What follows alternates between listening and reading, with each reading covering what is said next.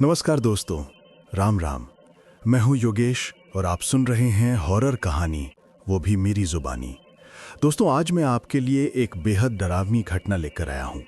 बिहार के सीवान जिले का एक साधारण किसान सुनील यादव एक रात बैलगाड़ी लेकर दूसरे गांव निकलता है। रास्ता सिर्फ 8 किलोमीटर का था, लेकिन अमावस की वो रात उसकी जिंदगी की सबसे लंबी और डरावनी रात बन गई। झाड़ियों के बीच से गुजरती बैलगाड़ी, पुराना बरगद का पेड़ और फिर एक अनजानी सवारी जो बिना बोले उसके पीछे आकर बैठ गई। सुनील को लगा कोई राह भटकी औरत होगी, लेकिन जब उसने चेहरा देखा, उसके पैरों तले जमीन खिसक गई।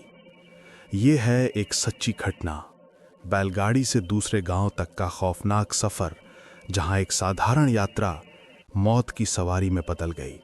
तब से उस रास्ते पर कोई भी बैलगाड़ी लेकर नहीं गुजरता। कहानी शुरू करने से पहले दोस्तों, एक छोटी सी रिक्वेस्ट है। अगर आप मेरे चैनल पे नए हैं तो प्लीज चैनल को सब्सक्राइब करें और इस वीडियो को लाइक करें। तो चलिए दोस्तों, बिना समय बर्बाद किए कहानी शुरू करते हैं। मेरा नाम सुनील यादव है और मैं बिहार के सिवान जिले के एक छोटे से गांव हरदुआ का रहने वाला हूं।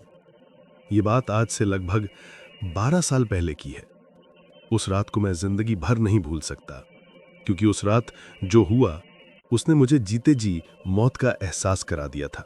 सावन की वो रात जैसे किसी रहस्य में लिपटी हुई थी। आसमान में बादल गरज रहे थे, बीच बीच में बिजली कौंधती थी और चारों तरफ मिट्टी की भीगती हुई महक फैली हुई थी। मैं अपनी पुरानी बैलगाड़ी लेकर गांव से निकला। मंजिल थी दुल्हारपुर, मेरे ममेरे भाई का गांव। वहां उसकी शादी थी। दिन में निकलने की सोच रखी थी, लेकिन काम में देर होती गई और जब तक मैं गाड़ी लेकर निकला, रात हो चुकी थी। घर वालों ने बहुत मना किया था। माँ दहलीज पर खड़ी होकर बोली, सुनील बेटा, आज मत जा, अमावस की रात है, रास्ता सूना पड़ता है। लेकिन मैंने हंसकर कहा, अरे माँ, कुछ नहीं होता, 2 घंटे में पहुंच जाऊंगा। लालटेन टांगी, बैलों को हाँक दिया और सफर शुरू हो गया। गांव से बाहर निकलते ही सड़क धीरे धीरे खामोश होती चली गई। शुरू में कुत्तों के भौंकने की आवाजें आती रहीं, फिर वो भी अचानक गायब हो गई। अब बस बैलों की टापे और गाड़ी की चरमराहट ही सुनाई दे रही थी। हवा हल्की बह रही थी, कभी टहनियां हिलती तो कभी दूर कहीं उल्लू की आवाज गूंज जाती। रास्ता खेतों के बीच से होकर गुजरता था। एक तरफ धान की फसल, दूसरी तरफ आम का बागान। लेकिन आज हर चीज अजीब लग रही थी। वही रास्ता जो दिन में कितना अपना सा लगता था, रात में डर से घिरा हुआ महसूस हो रहा था। रात और गहरी हो रही थी। आसमान अब पूरी तरह बादलों से ढका था। कहीं कहीं बिजली चमकती तो पल भर के लिए खेतों की रेखाएं और पेड़ों की परछाइयां दिखाई देती।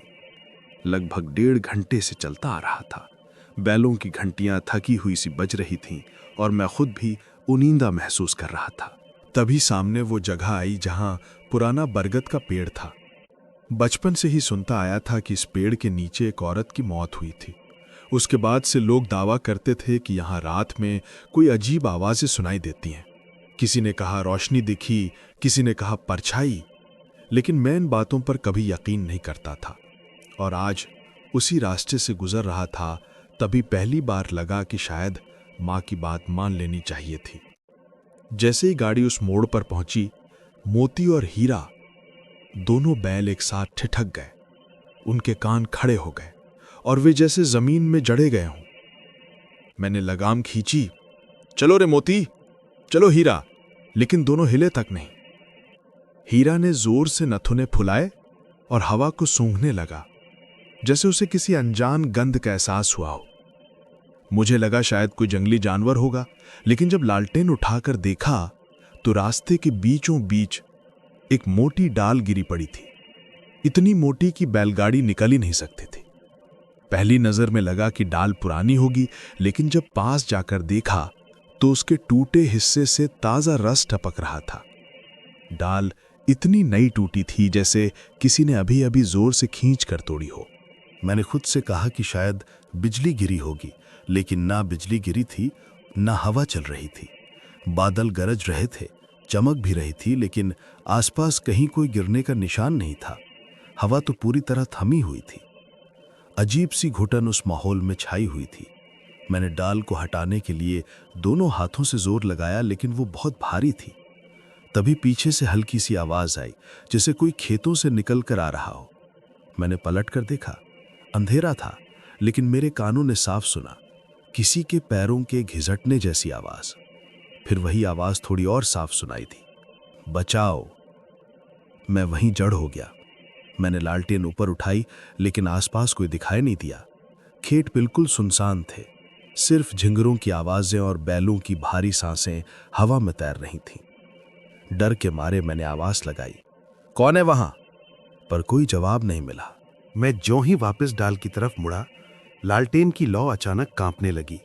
हवा अब भी पूरी तरह थमी हुई थी, फिर भी लौ ऐसे कांप रही थी जैसे कोई उसके पास आकर फौंक मार रहा हो। मेरे हाथ कंपकपाने लगे। तभी हीरा ने अचानक जोर से मुंह उठाकर आवाज की और मोती ने अपनी गर्दन झटका दी। दोनों बैल घबराकर पीछे हटने लगे। मैंने तुरंत लगाम कसकर कहा, अरे ठहरो। उसी पल बरगद के पेड़ की वो मोटी डाल अपने आप हिलने लगी। वही डाल जो अभी जमीन पर टूटी पड़ी थी, धीरे धीरे सड़क के किनारे खिसकने लगी, बिना किसी के हाथ लगाए।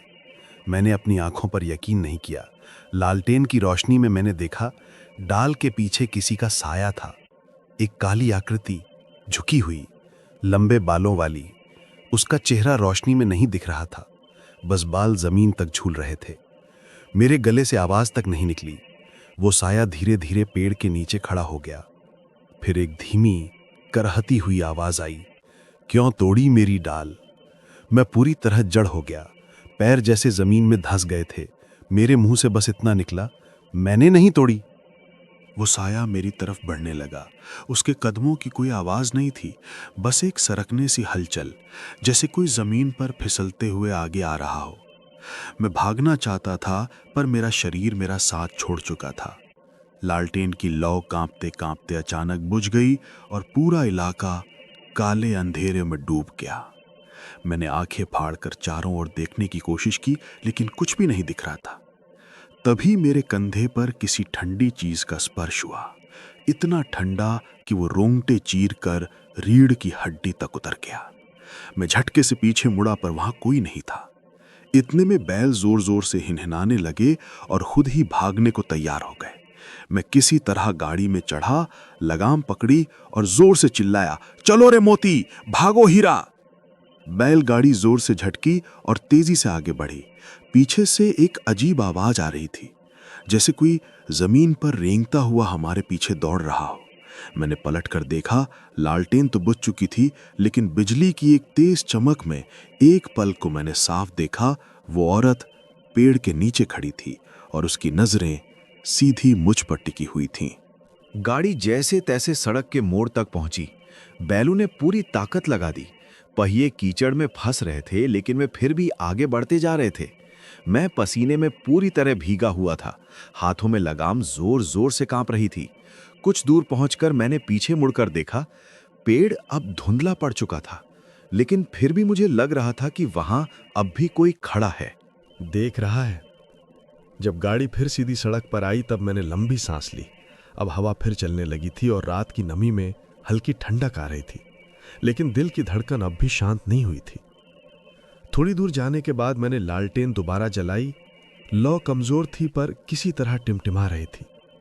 उसी रोशनी में मैंने देखा कि गाड़ी की पिछली लकड़ी पर गीले कीचड़ में उंगलियों से लिखा हुआ था, क्यों तोड़ी मेरी डाल। मैंने झट से नजर फेर ली। उस वक्त समझ नहीं पाया कि यह सच था या मेरा भ्रम। रास्ता खुला था, लेकिन हवा भारी थी। हर झोंका जैसे कुछ कहता हुआ गुजरता।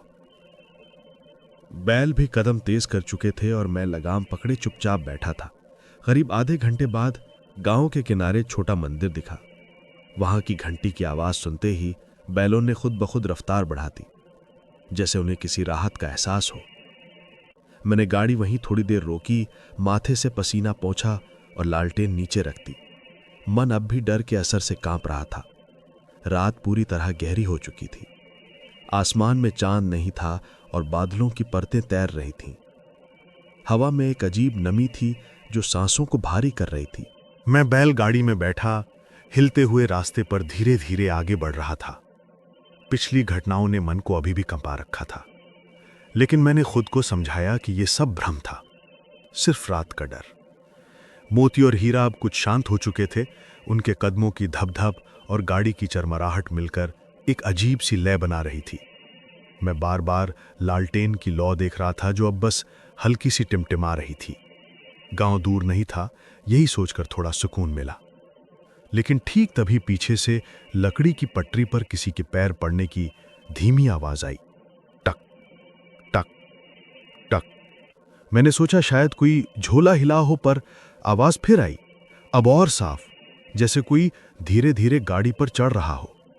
मेरी रूह कांप गई। मैंने आवाज लगाई, कौन है रे? दुलारपुर जा रहे हो क्या? लेकिन कोई जवाब नहीं मिला। हवा में सर्द खामोशी तैर गई। मोती और हीरा अचानक तेज दौड़ने लगे, जैसे किसी ने उन्हें पीछे से डरा दिया हो। उनकी भारी सांसें और लगाम का खिंचना मेरा डर और बढ़ा रहे थे। मैंने हिम्मत करके पीछे देखा। लालटेन की कमजोर रोशनी में गाड़ी के पीछे बैठी एक धुंधली परछाई नजर आई, जो धीरे धीरे साफ हुई। एक औरत, सफेद साड़ी, खुले बाल, झुका हुआ चेहरा। उसकी गोद में कुछ था, लेकिन समझ नहीं आ रहा था कि क्या। मेरे गले से आवाज नहीं निकली। डर के बावजूद मैंने पूछा, बैठ गई हैं तो बोलिए, डर क्यों रही हैं?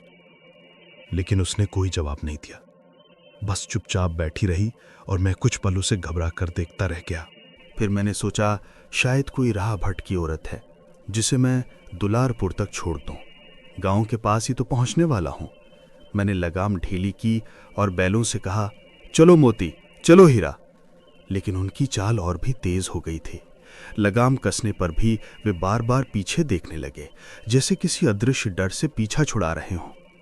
माहौल अचानक अजीब लगने लगा। हवा ठंडी होती जा रही थी, जैसे सर्दियों की ठिठुरन एक झटके में उतर आई हो। लालटेन की लौ कांपती रही और फिर एक तेज झोंके से बुझ गई। अब चारों तरफ सिर्फ अंधेरा था। गाड़ी आगे बढ़ती जा रही थी और पीछे बैठी उस औरत की धीमी खुरदुरी सांसें साफ सुनाई दे रही थी। मैं पसीने से भीग चुका था। कांपती आवाज में मैंने पूछा, कौन हो तुम? इस बार उसने धीरे से सिर उठाया। उसका चेहरा देखकर मेरी सांस वहीं अटक गई। चेहरा पूरी तरह सफेद, आंखें गहरे गड्ढों में धसी, पुतलियां गायब, होठ सूखे और काले जैसे जल चुके हों। वो मुझे एकटक घूर रही थी, बिना पलक झपकाए। मैंने डर के मारे लगाम कस ली। बैलों ने जैसे मेरी हालत समझ ली और गाड़ी को एक झटके में रोक दिया। मैं पीछे मुड़कर देखने की हिम्मत नहीं जुटा पा रहा था, लेकिन उसकी दबी हुई ठंडी निगाहें मेरी गर्दन के पीछे महसूस हो रही थीं। हवा बिल्कुल थम गई थी और कानों में सिर्फ अपनी दिल की तेज धड़कन सुनाई दे रही थी। अचानक वो बोली, भैया, क्या तुम मुझे दुलारपुर तक छोड़ दोगे? उसकी आवाज इतनी धीमी और टूटी हुई थी, जैसे किसी ने बहुत गहराई से खुरच कर निकाली हो। मैंने डरते हुए सिर हिलाया। हाँ, छोड़ दूंगा। वो फिर बोली, वहीं मेरा घर है, पुल के उस पार। मैंने तुरंत बैलों को चलाया, लेकिन अब गाड़ी किसी भारी बोझ से दब गई थी। पहिए जैसे मिट्टी में धंस रहे थे। बैलों की गर्दन झुकने लगी और उनकी सांसें भारी हो गईं। मैंने घबरा कर पीछे देखा। वो औरत अब मुझे घूर नहीं रही थी। उसका सिर झुका हुआ था, लेकिन उसकी गोद में कुछ हलचल हो रही थी।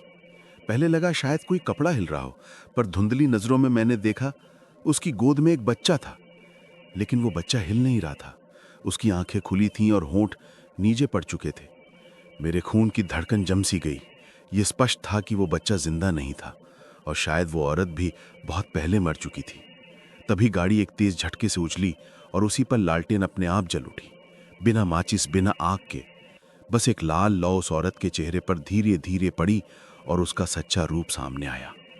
उसकी आंखों से काला तरल बह रहा था और होठों से धीमी कराह निकल रही थी, मेरे बच्चे को घर पहुंचा दो। मैं डर के मारे चीख पड़ा और लगाम छोड़ दी। बैल पूरी ताकत से भागने लगे। गाड़ी खेतों के बीच उछलती हुई दौड़ रही थी और पीछे से वो औरत धीमी भयानक लोरी गुनगुना रही थी, सो जा मेरे लाल। उसकी आवाज अंधेरे में हथौड़े की तरह गूंज रही थी। मैं भाग रहा था, लेकिन उसकी आवाज पीछा नहीं छोड़ रही थी। कुछ देर बाद एक मोड़ आया। जैसे ही गाड़ी मुड़ी, पीछे से अचानक वजन गायब हो गया और लालटेन बुझ गई। बैल एकदम रुक गए। मैंने कांपते हुए पीछे देखा, गाड़ी खाली थी। न औरत न बच्चा, बस लकड़ी पर गीले निशान थे, जैसे अभी अभी कोई वहां बैठा हो। मैंने राहत की सांस ली ही थी कि दूर खेतों के बीच से वही लोरी फिर सुनाई दी। रात का अंधेरा अब बहुत घना हो चुका था। आसमान में बादल गरज रहे थे और बीच बीच में बिजली चमक रही थी। मेरी सांसें ठंड में धुएं की तरह निकल रही थीं। बैल जैसे किसी अदृश्य खौफ में भागने लगे। उनकी आंखें लाल थी और सांसें खड़खड़ा रही थीं। मैंने लगाम खींचने की कोशिश की, लेकिन रस्सी जैसे किसी अनदेखी शक्ति से खिंच रही थी। तभी वो आवाज मेरे बिल्कुल पीछे गूंजी। मेरे अनाज, मेरे बच्चे सब भूख से मर गए। अब कोई भूखा नहीं रहेगा। आवाज इतनी गहरी थी कि सीधा सीने में उतर गई। उसी पल हवा का तेज झोंका आया और लालटेन भिल से बुझ गई। अब पूरा रास्ता काले अंधेरे में डूब गया और गाड़ी ऊबड़ खाबड़ खेतों में डगमगा रही थी। मैंने थरथराते हाथों से लालटेन जलाने की कोशिश की, लेकिन चकमक पत्थर भीग चुका था। तभी मुझे अपने कंधे पर ठंडी उंगलियों का स्पर्श महसूस हुआ। मैं पत्थर बन गया। धीरे धीरे पीछे मुड़ा। गाड़ी खाली थी, मगर सीट पर गीले पैरों के निशान ताजा थे। औरत कहीं नहीं थी, लेकिन उसकी सिसकियां चारों दिशाओं से सुनाई दे रही थीं।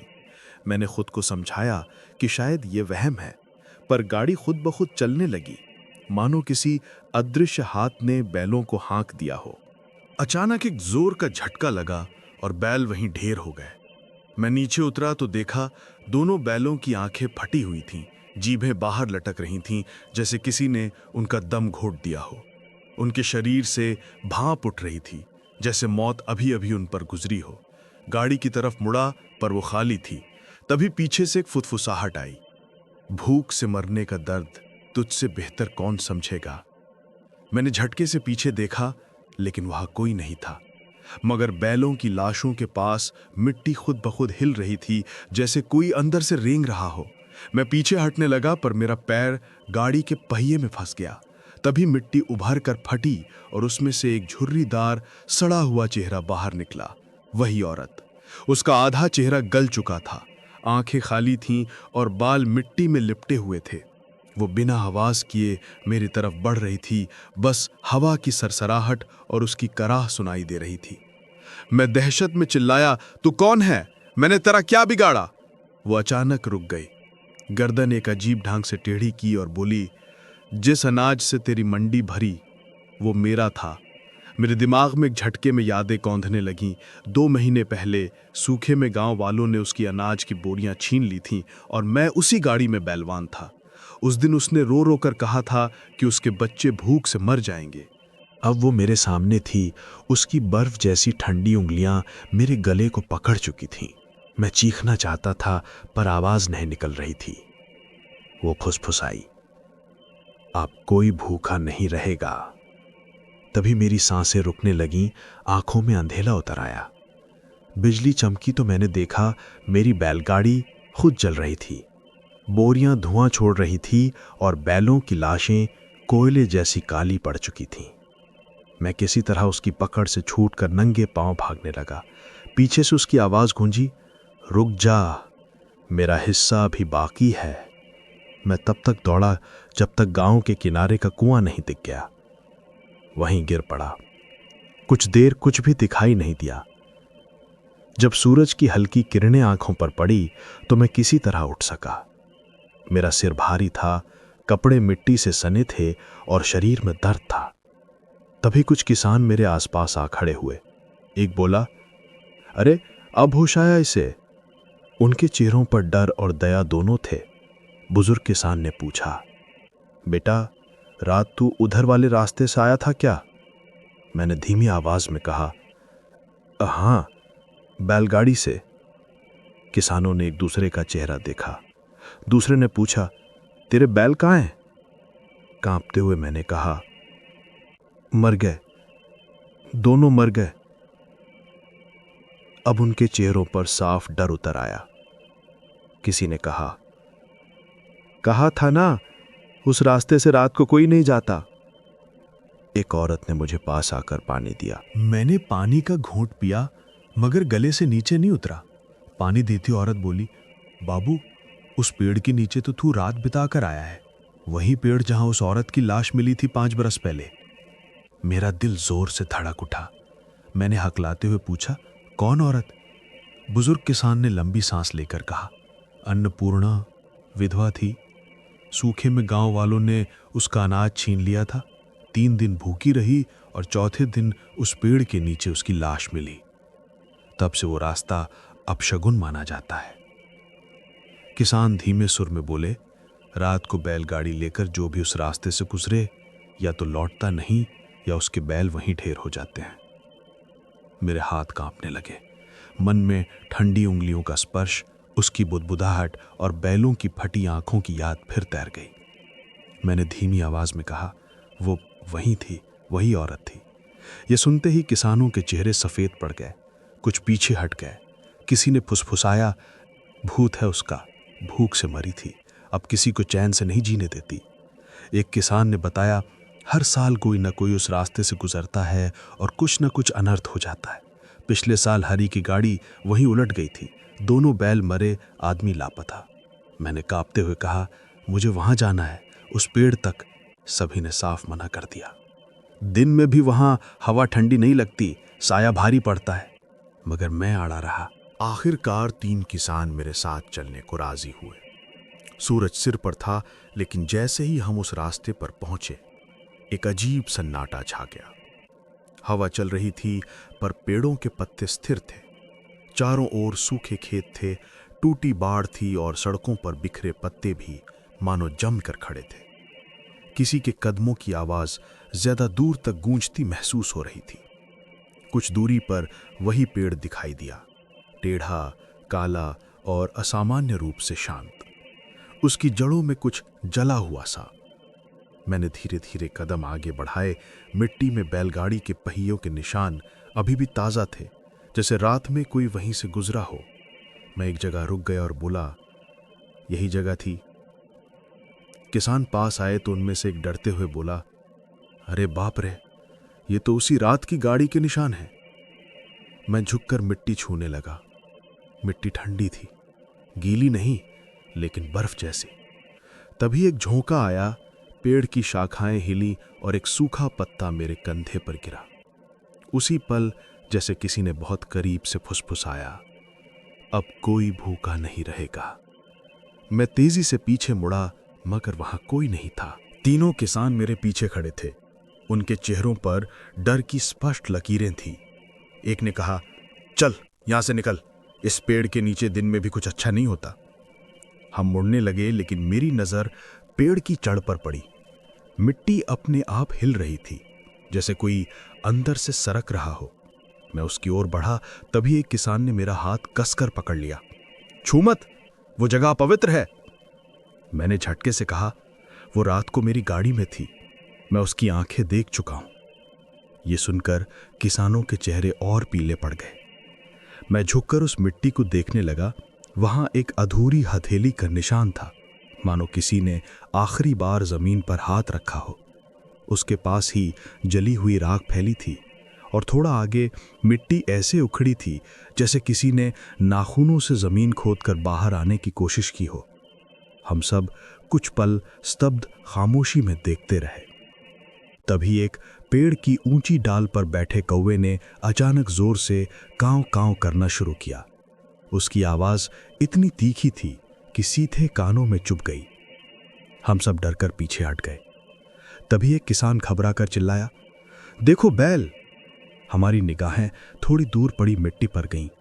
वहां 2 साए चल रहे थे, जैसे किसी बैलगाड़ी के बैल आगे बढ़ रहे हों।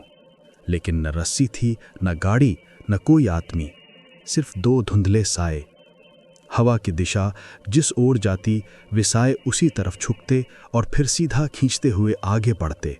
धीरे धीरे वे दोनों साए उस पेड़ के नीचे जाकर रुके। उनकी आकृतियां कुछ पल झिलमिलाईं और अगले ही क्षण गायब हो गईं। वहां सिर्फ मिट्टी बाकी थी। यह दृश्य इतना भयावह था कि मेरी आंखों में अनजाने आंसू भर आए।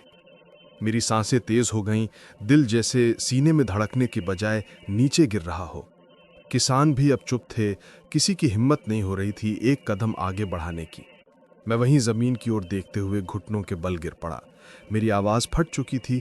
मैंने धीमे से कहा, मुझे माफ़ कर दो, मैं भी उस दिन गाड़ी में था जब तेरा अनाज लादा गया था। उसी दिन से माहौल बदलने लगा था। हवा अचानक थम गई, पेड़ की शाखाएं स्थिर हो गईं, जैसे पूरा जंगल मेरी बात सुन रहा हो। तभी मिट्टी की ऊपरी परत हल्के से हिली और भीतर से एक पुराना आधा दबा हुआ मिट्टी का दिया दिखाई दिया। मैंने उसे उठाया और जलाने की कोशिश की, लेकिन हैरानी की बात यह थी कि बिना तेल और बत्ती के भी उसमें हल्की लौ फूट पड़ी। किसानों के चेहरे डर से पीले पड़ गए। एक ने तुरंत कहा, चल बेटा यहाँ से निकल चल, जो आग खुद जल उठे वो इंसान की नहीं होती। मैंने वो दिया वहीं रख दिया, जैसे किसी अदृश्य कर्ज को चुका दिया हो। जब गांव लौटा तो लोग मेरे चेहरे का रंग देखकर पूछने लगे, क्यों रे, इतना पीला क्यों पड़ गया? मैं कुछ न बोला, बस घर जाकर चारपाई पर बैठ गया। उस रात नींद बिल्कुल नहीं आई। बाहर हवा रह रह कर चलती और बीच बीच में बैलगाड़ी के पहियों की छर्र छर्र की आवाज आती रहती। सुबह गांव वालों ने बताया कि रात को फिर उसी रास्ते पर एक गाड़ी दिखी, बिना किसी आदमी के, बस 2 चलते हुए साए। ये सुनकर मेरे रोंगटे खड़े हो गए। साल बीत गए, लेकिन वो रात मेरे जहन से कभी नहीं गई। उस दिन के बाद मैंने बैलगाड़ी को हमेशा के लिए ताक पर रख दिया। मोती और हीरा के बिना उस गाड़ी की अब कोई पहचान ही नहीं बची थी। गांव वाले कहते हैं कि वक्त सभी घाव भर देता है, मगर कुछ किस्से ऐसे होते हैं जो वक्त के साथ और गहरे हो जाते हैं। हर अमावस की रात जब हवा ज्यादा ठंडी बहती है और खेतों में झिगरों की आवाज तेज हो जाती है, तब उस बरगद वाले रास्ते की तरफ देखने की हिम्मत किसी में नहीं रहती। और जो नई गाड़ी वाला गांव आता, उसे साफ हिदायत दी जाती, दिन में जाओ तो जाओ, रात में उधर मत जाना। शाम को चौपाल पर बैठते वक्त जब कोई बूढ़ा उस किस्से का जिक्र कर देता, सुनील के बैल वहीं मरे थे, उसी रात उस औरत की आत्मा फिर दिखी थी, तो लोग मेरी तरफ देखने लगते जैसे मैं उनसे ज्यादा जानता हूं। मैं मुस्कुरा देता, पर मन के भीतर एक ठंडी लहर दौड़ जाती। गांव में कई बाहरी लोग आते, व्यापारी, मेले वाले, अनाज खरीदने वाले। कई बार वे सीधे पूछ लेते, बाबा ये बरगद वाला रास्ता सच में भूतिया है क्या? मैं बस इतना कह पाता, बेटा जो देखा है वो बताया नहीं जा सकता, जो महसूस हुआ है वो शब्दों में नहीं आता। कई साल बाद एक नौजवान किसान राम खिलावन मेरी पुरानी बैलगाड़ी देखने आया। बोला, बाबा इसे मैं खरीद लूं? सुना है आपकी गाड़ी का बड़ा नाम था। मैंने कहा, ले जाओ बेटा, अब तो बस लकड़ी का ढेर है। वो हंसकर बोला, अब तो मैं ट्रैक्टर चलाता हूं, बस याद के लिए रखूंगा। मैंने बिना सोचे उसे गाड़ी दे दी, लेकिन जब उसने बताया कि वो उसी बरगद वाले रास्ते से अपने गांव जाएगा तो मेरे हाथ कांप उठे। मैंने उसे समझाया, दिन में निकलना, शाम से पहले घर पहुंच जाना। फिर वो बोला, अब जमाना बदल गया बाबा, अब ट्रैक्टर है, बिजली है, डर कैसा। अगली रात खबर आई कि राम खिलावन का ट्रैक्टर उसी बरगद के पेड़ के पास उलट गया। गांव वाले सुबह पहुंचे तो ट्रैक्टर वहीं था, पहिए ऊपर, इंजन ठंडा, लेकिन राम खिलावन कहीं नहीं मिला। बस मिट्टी पर ट्रैक्टर के पहियों के निशान थे, जो धीरे धीरे पेड़ के नीचे जाकर खत्म हो जाते थे। उस दिन के बाद लोगों ने मेरी बैलगाड़ी का नाम तक लेना छोड़ दिया। गांव वाले कहते हैं कि अब गाड़ी नहीं बल्कि ट्रैक्टर के पहियों के निशान दिखते हैं, और हर बार उन निशानों का अंत उसी बरगद की जड़ों के नीचे होता है।